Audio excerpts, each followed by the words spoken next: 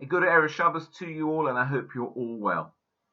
Shielding, self-isolation, and social distancing are all terms that have become synonymous with this pandemic. And I don't want to claim that Jews invented these ideas, but they could have easily been borrowed from the Torah's legislation relating to the Metzora, the person afflicted with a spiritual disease. And we read in the Torah, Adam ki yeh ba'obasaroi, someone who suspects that they may have the symptoms. He's brought to be examined by one of the Kohanim. And they are quarantined for 7 days. The Torah goes on and tells us, if there's no subsequent change in their condition, then an additional 7-day period of separation is required. And once they're confirmed as being contaminated, then they have to live in isolation outside of the camp until they recover. Now we have to be clear that there's a major difference between what the Torah is describing and COVID-19. And it's that Tzara'as wasn't contagious. Metzora's affliction was merely a physical manifestation of a spiritual illness. But we still have to ask, what's the purpose of this complicated procedure? Why did a person have to go through such a process of examination and quarantine, followed by a further period of isolation and then enforced exile? If you can't catch Tzara'as from someone who's infected, why is all of this necessary? Why can't the Metzora just Google their symptoms? Why can't they self-diagnose or call 111? The truth is that although Tzara'as wasn't physically contagious, it was spiritually contagious. You see, a Metzora was someone who had issues with social interaction. They were someone who was unable or unwilling to treat other people or even speak to other people decently. And so the Torah forces them to learn the hard way, and in so doing, sends us an eternal message.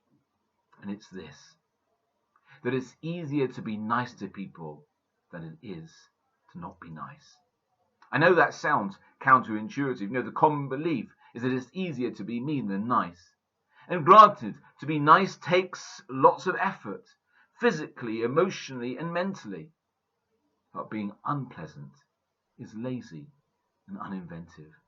And that's why the Torah imposes such detailed legislation on the Metzora, so that we realize that there's a better way to behave. Now you will hear in today's prayer for the royal family how we offered our profound condolences to Her Majesty the Queen and all the royal family on the sad passing of His Royal Highness Prince Philip, the Duke of Edinburgh.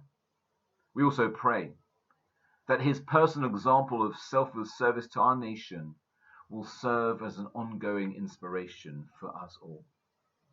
And of the many wonderful tributes to Prince Philip, what stood out was the way that he was described as someone capable of unbridled kindness, with a capacity of huge affirmation, support, and encouragement.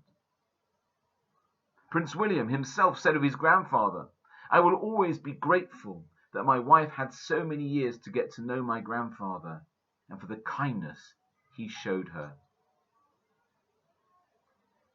Neil Martin, who's the chief executive of JLGB, shared a fantastic example of the Duke's character. He writes that how in 2006 he was at a garden party at Buckingham Palace to celebrate the 50th anniversary of the Duke of Edinburgh's award. Eagerly awaiting the royal party to arrive, he found himself standing next to none other than Buzz Aldrin and Sir Roger Bannister in the royal enclosure. And Bannister turned to him and asked him, "What brings you here?"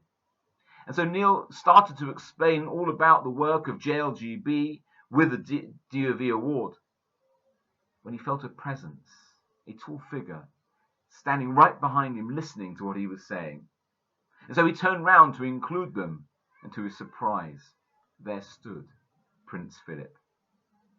"Carry on," said the Duke of Edinburgh with a hurried excitement, and so he continued to explain the needs of the Jewish community and how they provide kosher and Shabbat-friendly expeditions for Jewish schools, synagogues, and community centers.